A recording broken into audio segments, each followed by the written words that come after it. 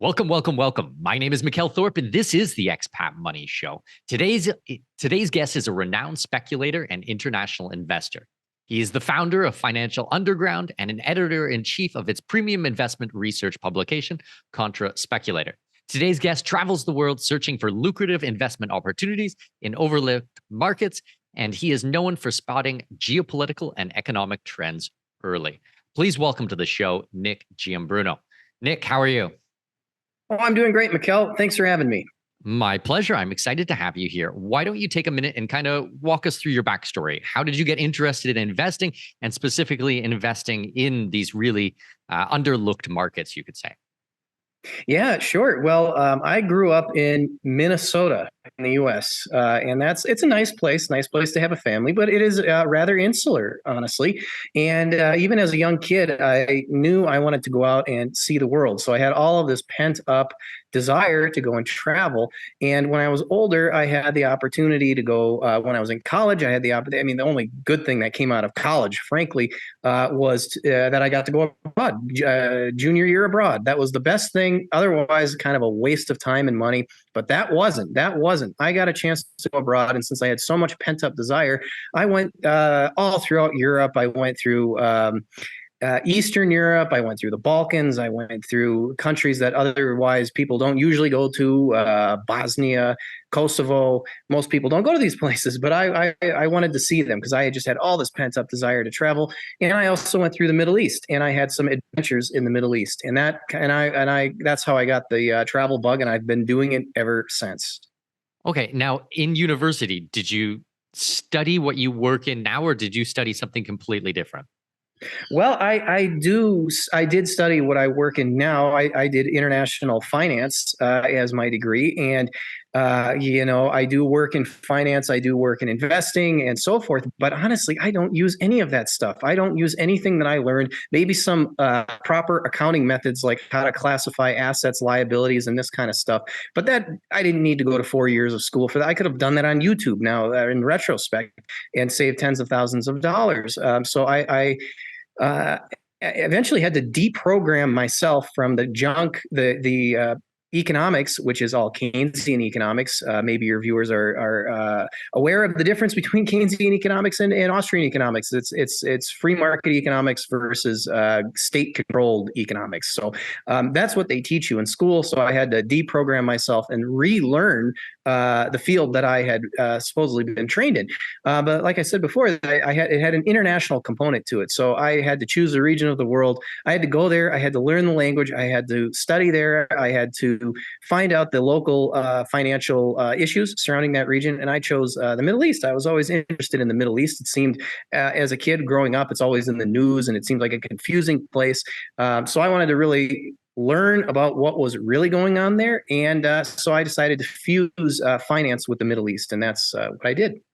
Well, it's an interesting point about the YouTube because I didn't go to university for finance. I went on Khan Academy when I decided I wanted to learn these things and watch something like 300 or 400 videos on finance and economics and these types of things. And I didn't pay one penny, and it took me like 6 months of study.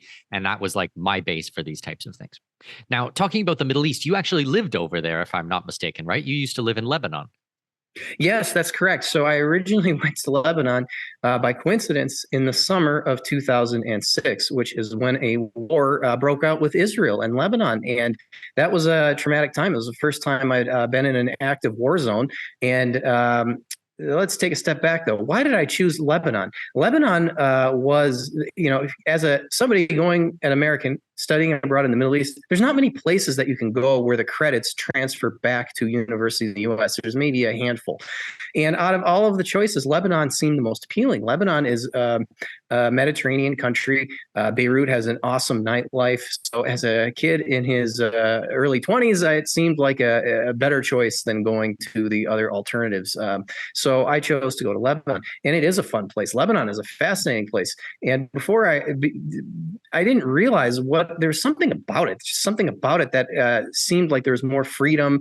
look, it has its problems. It has a ton of problems. It has many problems. But I came from a place where, like in the Midwest in the U.S., where if you roll through a stop sign, you could get pulled over by the cops. You go 5 miles over the speed limit, they're gonna pull you over, and it's not a fun situation. So when I went to Lebanon, there was nothing like that, and I didn't realize like what it was. But I would later realize as I became more of an anarcho-capitalist, and I understood that the state doesn't have a monopoly on the use of force in Lebanon. So therefore, the state is very weak in Lebanon. Therefore, they're not having the ability to bother people if they roll through a stop sign or they go 5 miles over the speed limit. So that was, I didn't realize it at the time, but I would come to realize that's why it was. Anyways, I went to Lebanon in it was summer of 2006, and a war broke out between Israel and Lebanon, and I was stuck there at the time.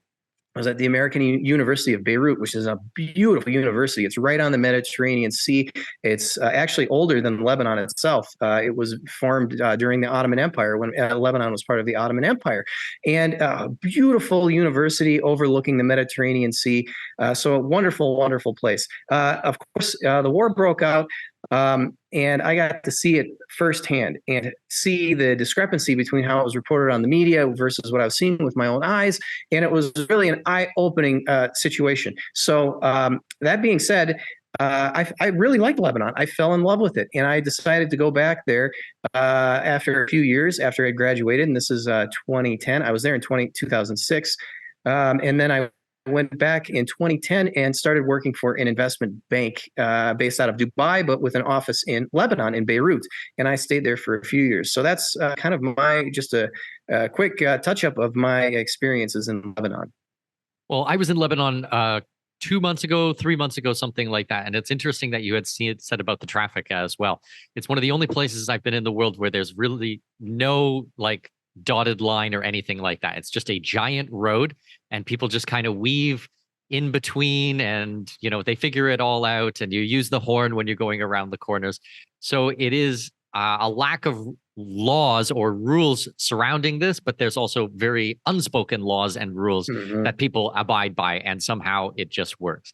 And I can think of some other countries in the region that are very similar to this. Now, I've had a chance to live in the Middle East, but in a very different area. I lived in Abu Dhabi and Dubai for 9 years. And that is like very strict laws on anything and everything. But have had a chance to travel through the majority of the countries through the GCC and the Middle East and things like that. And to your point of how most people who watch Western media have really no idea of what's going on over there, that was certainly my experience there. I would tell people I live in the Middle East, and they seem to think I live in Baghdad or something like that. And it's like, no, I mean, it's actually a huge area with many different cultures, many different people, many different ways of life and perspective and things like that. But I am curious more about your opinion about Lebanon, because you have family ties now to Lebanon through your wife, right?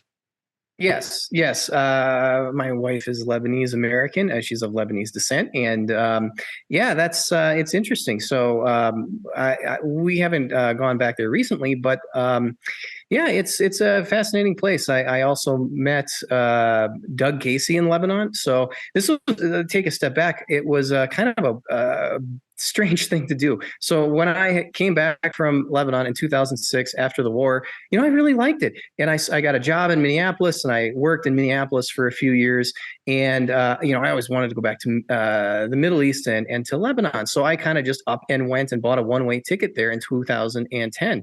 And it was one of the best things it was the best decision I ever did. But everybody thought I was crazy at the time, taking a one-way ticket to Lebanon after you've been through the war. Why would you ever want to go back there? But I went back, and I got a job working in finance there. I met my future wife. I met Doug Casey, who has become a good partner, a colleague that I've been working with to this day. So it was really a fork in the road in my life. And I'm very glad I made that decision. And my life would be totally different if I wouldn't have done that back in 2010. So, yeah, I think that was a very fateful decision. Yeah, I bet. Now, with your investment thesis these days, do you still do a lot of investing or looking at projects in the Middle East in general, or has things changed because of the geopolitical things that have obviously changed since 2006 when you were first there, and today as we're recording this. Yeah, honestly, I haven't seen many good investments or speculations there for several reasons. And it's not just the Middle East. I mean, it's around the world. Most investments have been insanely overvalued. And why would you want to take in a risk over in an overvalued market in a risky place like the Middle East? It just, it didn't make any sense. I mean, I keep my eyes open. I have a global perspective. I always am looking for blood in the streets type situations, because that's, you can find compelling investments in those kinds of situations. But honestly, I haven't really seen anything in the Middle East in recent years that would really pique my interest to make it worthwhile, frankly. So no, I haven't seen anything good, but I am keeping my eyes open. So do you think, though, with inflation at, absolutely ridiculous rates right now and energy prices going up, I would imagine that you have quite a firm background in oil or a good understanding of oil. Do you think that a lot of these types of things are really going to come back in favor, and that your experience in the Middle East is maybe going to alert you to things, or maybe have a deeper understanding of what's happening over there? Yes, certainly. It has really helped with now, just because there's not any specific investments or speculations that I'm seeing in the Middle East that are attractive. What the Middle East is very important for is understanding the big picture, the macro situation, the big picture situation geopolitically, the big picture economically. Very, very important. So yes, I think that has informed my opinions on where certain things are going geopolitically with the oil markets, and with what's going on in the region, because that affects all sorts of stuff, not just primarily energy markets, but other aspects as well, because the Saudis are very much tied to the Americans through the petrodollar system, and that is kind of where the fusion is between geopolitics, oil, and finance is that. So really, and that's that. If you don't understand the petrodollar, you don't understand the relations between the Saudis and the Americans, then you don't really understand the fundamental bedrock of the U.S. financial system. So it's very fundamental, but most people don't know the fundamentals in that regard. Well, it's interesting because with OPEC cutting production right now, and Saudi Arabia kind of going on the shit list a little bit for the US, and now everything else that's happening, it just seems like such an interesting moment in history to watch what's going on, or to try to unravel and understand what's happening. So I think that today's conversation is so important, because these are the kind of things that I want to explore with you, because this is really such a pivotal moment in our history. It is. And with regard to the Saudis, what you have to understand, and one thing, Trump said a bunch of kooky things, but one thing that he said that was absolutely correct. He said that without the umbrella of protection, the Saudi royal family would be gone in 2 weeks, maybe 48 hours or something like that. But whatever he said, the sentiment of it is true. The Saudis wouldn't exist without the Americans' protection, military protection, political protection. Who talks about human rights in Saudi Arabia? Maybe they mouth it, but nobody really cares. Where are the sanctions on Saudi Arabia for human rights? Where are the sanctions on Saudi Arabia for the Yemen war? Nobody even talks about the war in Yemen. Most people don't even know about it. This is a huge war. Actually, it's a very interesting story. The Yemenis are the poorest Arabs, poorest people in the entire Middle East. They're penniless almost. They're very, very poor people. And then you have the Saudis, who have more money. They have more money than anybody. They're the richest people in the Middle East. Who do you suppose would win that war? The richest people or the poorest people? Actually, the poorest people are putting up a pretty good fight. They're fighting against the Saudis, who have an unlimited budget and almost unlimited access to the highest tech weapons. And here are these guys in flip-flops and AK-47s, and they're fighting these people off. It's actually quite a remarkable story, but nobody talks about it, or very, very few people talk about it. Anyways, the Saudis are on a very tight leash. They might do some things that look independent. Oh, they cut oil prices with this OPEC plus thing, and that irritated the U.S. But they're not going to have a fundamental shift between the U.S. because they know who is their protection. So who is protecting them, who is supporting them. So until what the Saudis are doing, and it is a little bit sneaky, is they're trying to align with Russia and Russia and China more, but not to the point where it breaks the relations. Just they're kind of hedging their bets. But bottom line is the Russians and the Chinese can't replace the U.S. in terms of protection. What are the Russians going to send troops to protect the House of Saud, or the Chinese? I don't think so. So the Americans are really the only game in town. I don't think the Saudis will push it too far, and I don't think the Americans will push it too far either. I mean, this is a two-way street. It's not just the Saudis that need the Americans. The Americans need the Saudis. How do you think? Where is all the support for the dollar coming from? The Saudis don't sell much oil to the U.S. They sell most of their oil to Asia and China in particular.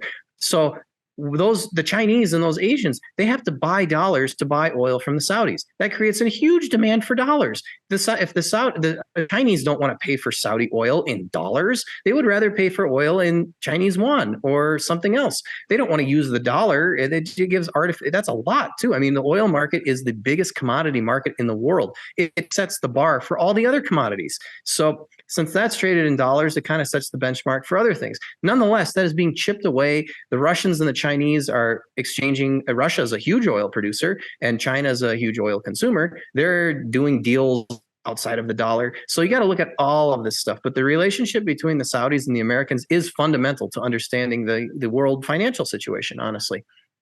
Well, it's very interesting when you start researching and reading about Saudi Arabia and understanding their military and what's happening in Yemen.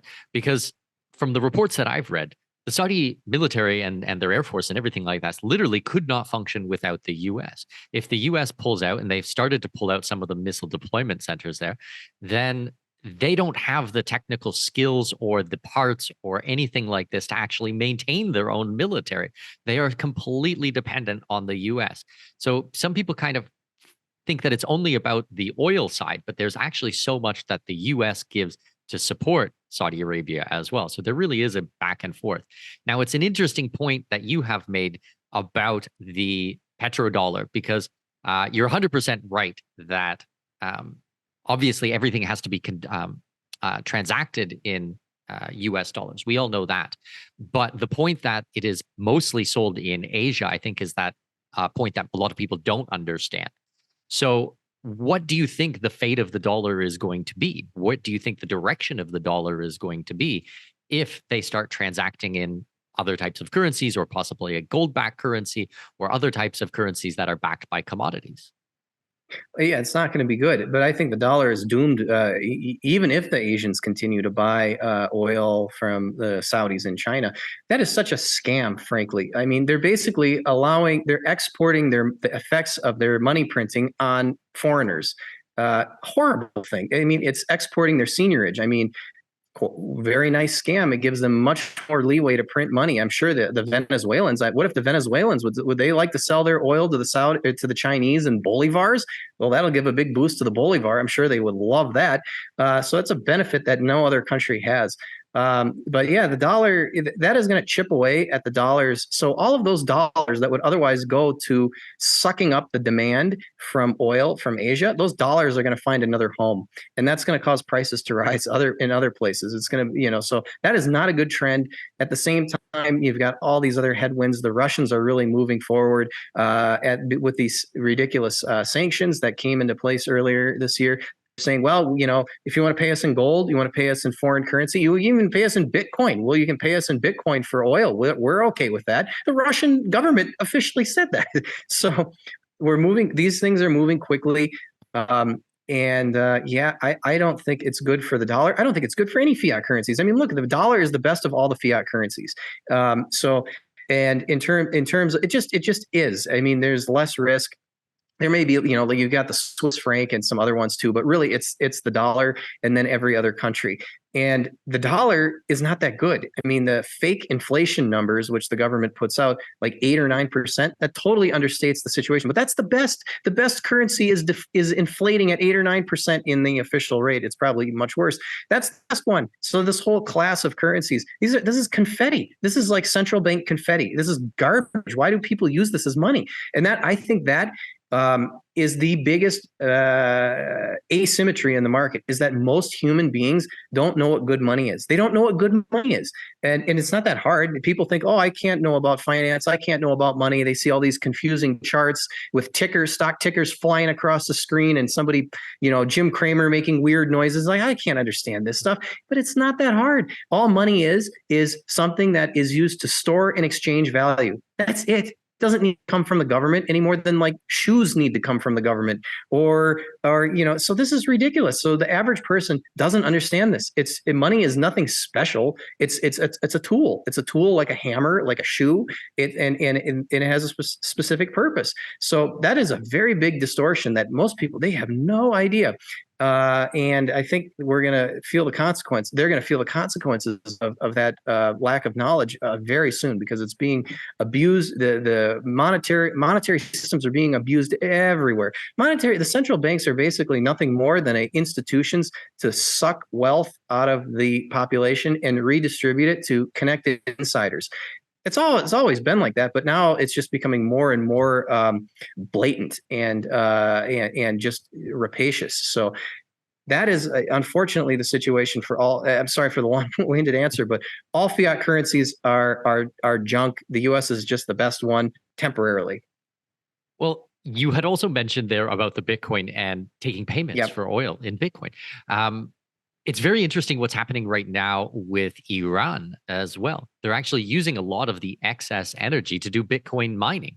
So a lot of the mining rigs that were in China, when China said that they're going to ban it, they all got moved offshore, and a lot of them made their way to Iran. And now they're mining Bitcoin. So usually when we think of state-run Bitcoin, we're thinking about El Salvador or the Central African Republic, but there's other countries and other regions that are using it as well. And the more countries that the US and the West decides to sanction, more countries are going to be going into this direction. So when people are having the conversation about Bitcoin, they miss a lot of these types of things as well. So transacting in something like oil or other energy, or what we will see soon is agriculture, grains and things like this, is actually starting to be done in Bitcoin as well, which is really fascinating to watch.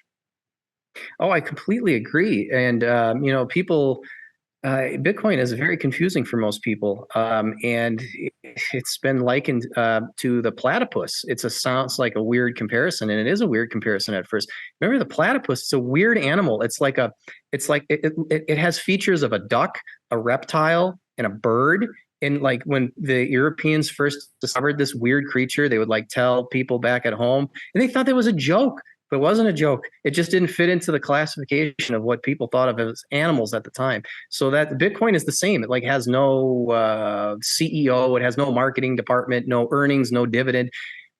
So it really is like a new thing that just doesn't fit into the established paradigm. But it is money. I view it as money. It's something that nobody can debase it. That's the most important thing. In my view, I've studied money and economics for many, many years. And the most important feature of money is this. There's all these other ones, it can be durable, divisible, consistent. Privacy, fungibility, those are all good, but if it doesn't have resistance to inflation to its supply, then none of those other things matter. If it doesn't have resistance to debasement, it doesn't matter if it has good fungibility. It doesn't matter if it has divisibility. You need resistance to debasement, and Bitcoin has that better than probably anything in the world. The only other thing that's close is gold. So yeah, I think they're turning to this as money. That's not a surprise. It's an emerging money. It's a new form of money, which is why it's so volatile. It's money in the very early stages of adoption. That's why it's volatile. But I go back to your point about the Bitcoin mining. This is a really interesting thing that very few people realize. That Bitcoin mining is very simple. All it does is it migrates to the places where there's the cheapest energy. It's all about energy arbitrage, which is why you're seeing the fusion of energy companies and Bitcoin mining companies. For example, Shell is now sponsoring the Bitcoin conference in 2023, and they're teaming up with Bitcoin miners. Gazprom in Russia is already experimenting with Bitcoin mining. Anywhere where you have cheap electricity or stranded electricity, plug in some Bitcoin miners and you can monetize that. That has changed. What has changed is that for the first time in human history is that energy can be monetized regardless of location. That has never happened before. That has never been possible before, but now it is. And anybody can do it. It doesn't matter if it's Iran, North Korea, anybody can do it. I can do it. You can do it. Anybody can do it. So that's a game changer. Well, and then when you add to that Skylink or these types of satellite type of internet providers, you can imagine little Bitcoin mining rigs on a hydroelectric out in the middle of nowhere that's connected to no towns, no cities or anything like that, and just have it completely off grid. and do mining out there. And when you look at some of the countries that have the colder weather, or like obviously people know a lot about Iceland, but there's a lot of other countries out there that can produce energy, but don't have like these massive populations, that this actually is now very viable for them. So it's interesting to kind of look at Bitcoin from this dynamic and from the larger level and the independence level.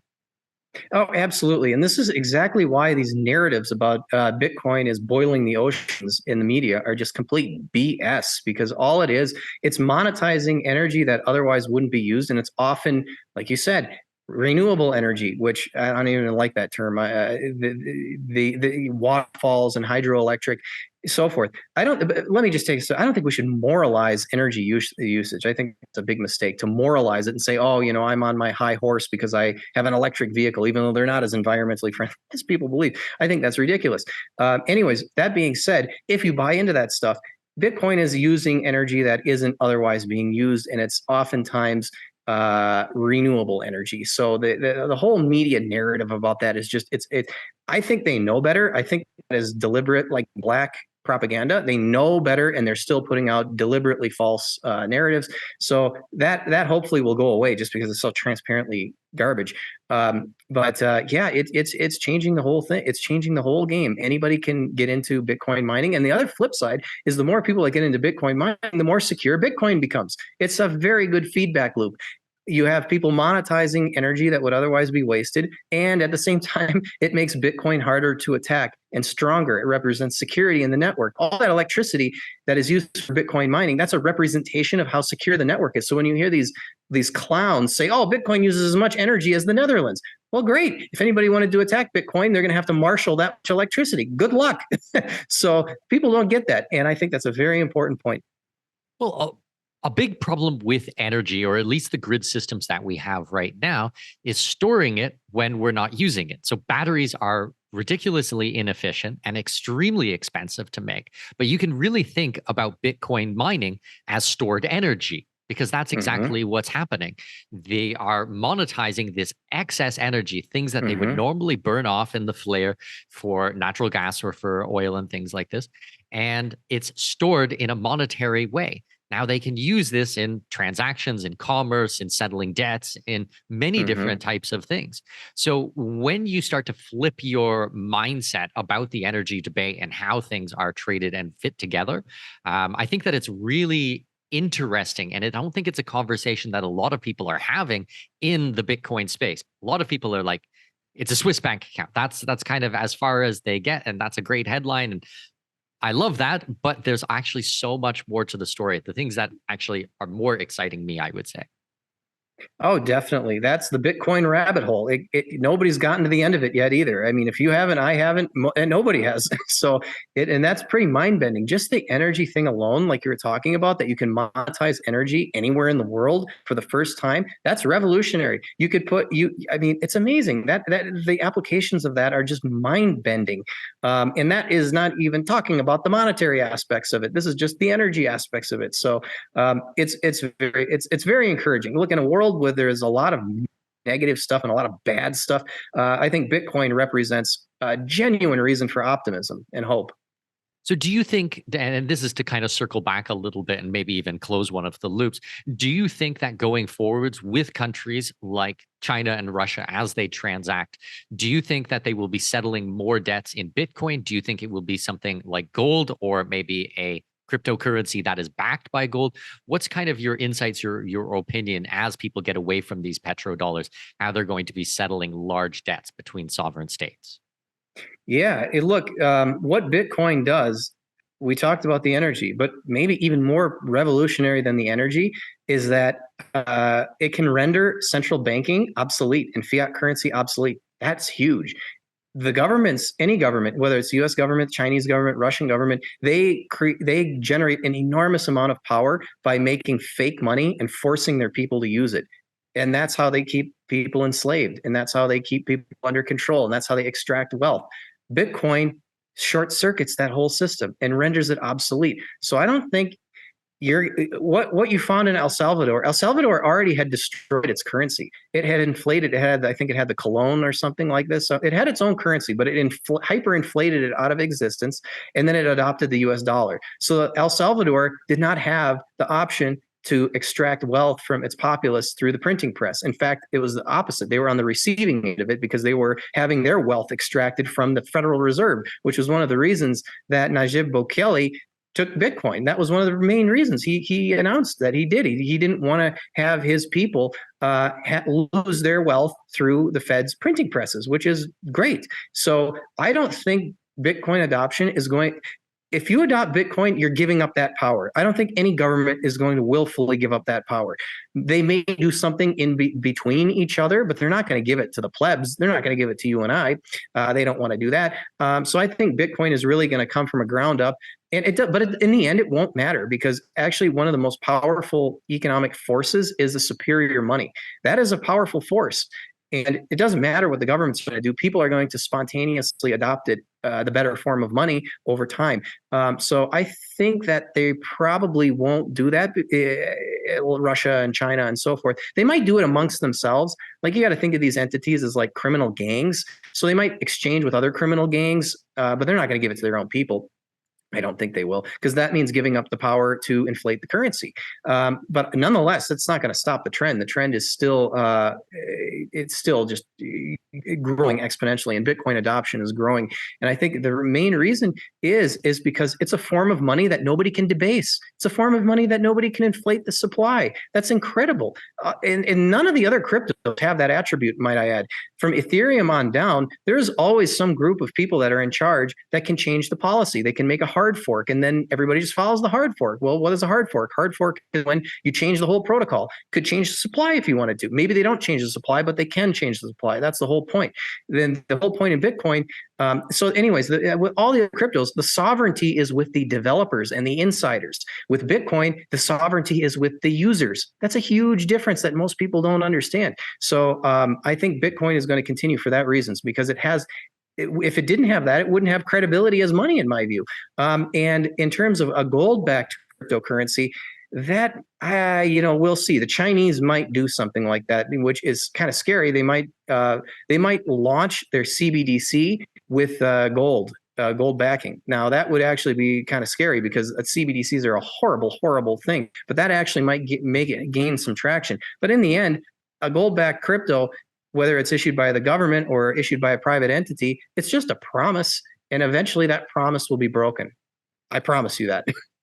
Well, I'm exploring this very deeply because I know the Chinese don't trust the Russians. The Russians don't trust the Chinese. And we're seeing, other countries come up through the BRICS nations, and they need to interact with one another. And I thoroughly believe that the US dollar has not many years left in it, at least as the reserve currency.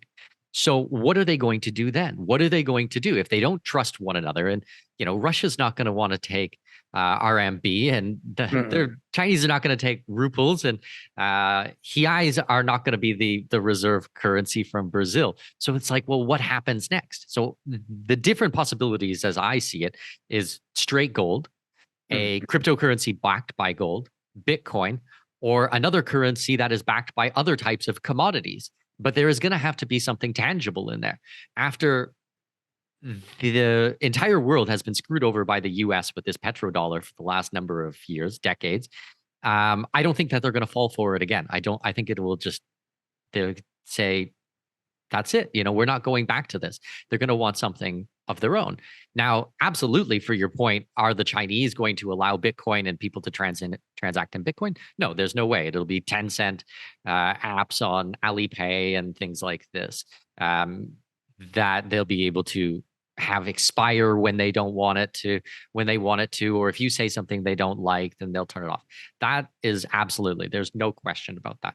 The other point that I do want to make, just for the audience, just so we're 100% clear, Bitcoin has inflation, but it's not inflation that you can ramp up or slow down. It's not controlled by the Fed, but there is inflation in there. But we know within, say, 5 to 10 minutes of each other exactly how much inflation will be there until we get all 21 million coins. So that is there, but it's just, you can understand it and you can expect it.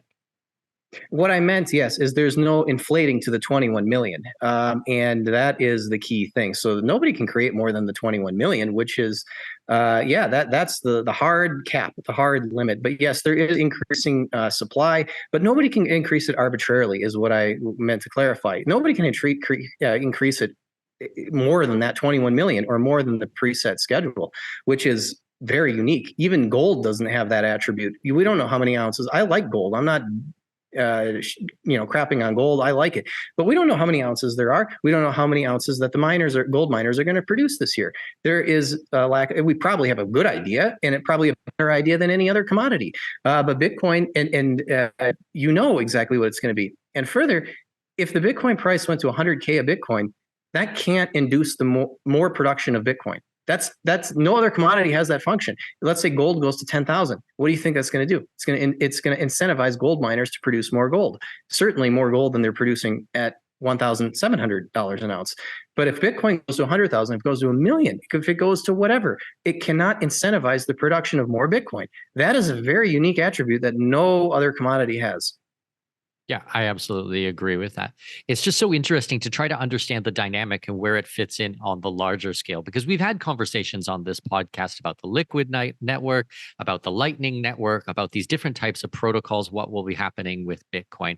And that is what a lot of people are pushing back on as using Bitcoin as a currency. But I think it's really interesting, our conversation today, to try to bring it into the discussion with energy and the sovereign and what happens at this type of level, because that is a whole different level of adoption and use cases, which is really going to change the story. Mm-hmm. Definitely. The way I see it is the governments, there's like kind of a three-way world war going on between fiat currency, gold, and Bitcoin. Bitcoin's kind of like the wild card. It's like a wild card because it's a new disruptive technology. In my view, I think governments, they have preferences. They would prefer to use their confetti. All governments would prefer to use their confetti. Okay, well, if that doesn't work between Russia and China, they're all familiar with gold. The gold is familiar to governments. It's familiar to central banks. So they'll probably go to that. And one thing is the wild card is maybe Bitcoin really, really takes off, or maybe a big nation state adopts Bitcoin. Maybe Russia like they said they will accept Bitcoin for energy. Maybe if they seriously start doing that, what kicks in is then game theory, the competition of what your opponent does. If Russia adopts Bitcoin, how could the US not adopt Bitcoin? How could these other countries? And then that's really mind bending. So I think where that wild card comes in is that once the first, El Salvador is great. I love El Salvador. They're doing wonderful. But if you get a really big country to do this, then the race is, then it'll be like somebody running out of a crowded theater. You don't want to be the last country to adopt Bitcoin. You want to be among the first. So I think that could really be the wild card. We'll have to see. Well, in today's day and age, over the last 2.5, 3 years, it seems like the nation state, all they want to do is destroy their own people, destroy their own economy, lock everybody in their home, and, have suicide going through the roof, drug addiction and alcohol abuse through the roof. It's this woke culture. You're a victim for everything. They purposefully are trying to destroy society, which is a very, very scary thought, and one we have talked about on this podcast on multiple occasions. But I'm just not sure that any of the nation states going forwards are going to adopt Bitcoin, because this is a way that they're actually going to increase the human capital of their country, the financial capital. It can take care of so many problems. And although maybe someone in the country or someone in the government wants to do it, they won't last long. I think that we will see them being either removed politically, democratically, or they're going to, get suicided or something like this. So I'm very, very doubtful that Bitcoin is going to make it at that level. I would love to see that. That's a absolute dream, but I'm just not sure, to be honest. Yeah, I hear you. That's why I said earlier that no government gives up their power to print money. print fake money and force their population to use it. No government gives that up. So I think in terms of nation state adoption, the next one, like El Salvador didn't have, they had already lost that power. So they didn't have that to lose. I would think if you're going to see who is the next to adopt it, it will be some country that doesn't have its own currency, like El Salvador, or another country that's totally blown up their currency, like Lebanon or Argentina or Venezuela. And in these places, they don't have much to lose. They've already basically squeezed all the juice out of the fiat currency scam, or maybe Turkey. They've squeezed all the fiat currency. So I would look to places that either, one, don't have their own currency, and also that's also the case of Central African Republic, by the way. They use this ridiculous French CFA currency, which is a monetary abomination. Another story. Basically, France continues to exert control over its former colonies in Africa by forcing them to use this old French currency. Really weird. Anyways, they didn't have their own currency, so they adopted it too. I think two makes a trend, and I think that is an important thing. So I think the next one will either come from a country that either also does not have its own currency, or that has blown out their currency so much that they don't have much to lose by offering that. So we'll see. It'll be very interesting. Very interesting. Well, it's interesting that two of the countries that you mentioned there, and possibly other ones, but two that really popped to my mind, is Venezuela is a massive oil producer, and their currencies, what they've done with hyperinflation is ridiculous. So I have seen many people. I live in Panama City, Panama, so we have so many Venezuelan friends and people. You know, when you go get your haircut or you go to the restaurant or something like that, Venezuelans, and if you speak to them about Bitcoin and things like that, this is a way of life. This is a necessity once again. So it will be interesting to watch how that plays out with Venezuela being an energy producing country, and if the country were to adopt Bitcoin. And the second one you mentioned, which is Argentina, which has huge oil reserves off the offshore in, I can't remember the Spanish name for it, but the dead cow fields, Las Muertas Vacas or something. Vaca Muerte. Yeah, Vaca Muerte. And I was just in Argentina. Unfortunately, we didn't get to have dinner together. I was hoping to, but because of situations, you know, it just didn't happen that time. But seeing the inflation and learning about the inflation in Argentina, you can really see how Bitcoin can just solve so many of these types of problems. Yes, and I think that's why it's not a surprise that you see countries that have high levels of inflation have high levels of Bitcoin adoption. So in Argentina, that's the case. In Lebanon, that's the case. In Venezuela, that's the case. That is something. That's something people should take note of. Now, I was reading through your paid newsletter recently, and you actually have done a lot of work and a lot of research on mining companies, which are actually equities. I mean, they're publicly listed companies. I'm really curious about this because this is not what people are usually thinking about when they're thinking about mining. So I'm kind of happy to take it in any direction you like, but I would like to, I suppose, just kind of learn about it or understand the thesis of these companies and maybe what the difference is of investing in them opposed to investing in Bitcoin directly. Sure. It's similar to the difference between buying a gold coin and buying a gold mining stock. Two very different things. Bitcoin, I think, is a good long-term savings vehicle. It's just money in its purest form. And these companies, these Bitcoin mining companies, they are commodity producers. Just like any other commodity producer, except for one very important difference, which I mentioned earlier, in that they can be incredibly profitable. And that is because the price of Bitcoin, no matter how high it goes, these miners can't produce more of it. There's a set amount of Bitcoin. The miners can't just inflate the supply arbitrarily. They can only produce as many Bitcoin as the schedule has preset. So that means the only way that a supply demand issue can resolve itself is through price. And if the demand goes up, you can't increase the supply. You can only increase the price. That's what makes these commodities. That's not the same with like corn or soybeans or gold or silver or oil. If the price goes up, if the demand goes up, the supply can go up. They can just always make more supply. Can't do that with Bitcoin. And Bitcoin miners are commodity producers just like any other, except for that very important distinction.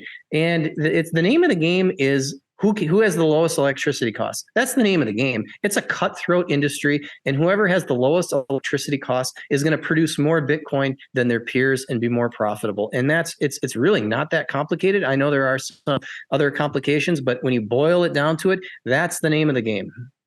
Well, I think it's interesting because you're really taking a leveraged bet from three sides, I would see. So, number one is the price of energy. Energy around the world is absolutely skyrocketing. So, you have that as a headwind against you. Now, the Bitcoin price is very, very low at 16.5 or 17.2 or whatever we're at today as we're recording this. And then you have the war that's going on between the US and China, and now chip prices the chip manufacturers having to close all of their factories over there, and they're moving all of their executives back to the US, and they're starting a new chip industry in the US. So if any of these things go in your favor, you can see that the miners could go really through the roof. So it really is a leveraged bet on multiple levers. That's an interesting story because there's not many industries with that many different completely independent levers on them. It is. Oh, it is a fascinating industry, and it's misunderstood, which is great because as an investor, you want something that you understand that the rest of the investors don't. And I think this is a great opportunity.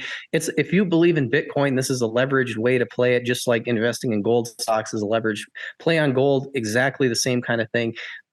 It's not a substitute for Bitcoin. Bitcoin is different. I would own Bitcoin for totally separate reasons. This is speculative / investing money, more speculative, and Bitcoin is more for long-term savings, in my view. On that note, a long-term savings, yes. I would emphasize to your listeners three very important things about Bitcoin. Not Bitcoin mining stocks. I'll get back to that in a second. But Bitcoin, you want to do three very important things. Number one is that you want to make sure that you don't hold the Bitcoin on an exchange because Bitcoin's like it's like a digital bearer instrument. And what that means is that whoever has possession of it has ownership of it. So you want to own your Bitcoin in a non-custody or a self-custody wallet. You don't want to hold it on an exchange. My favorite wallets for beginners are the Moon wallet, that's MUUN, or the Blockstream Green wallet. These are good for the mobile phone, good for the beginner.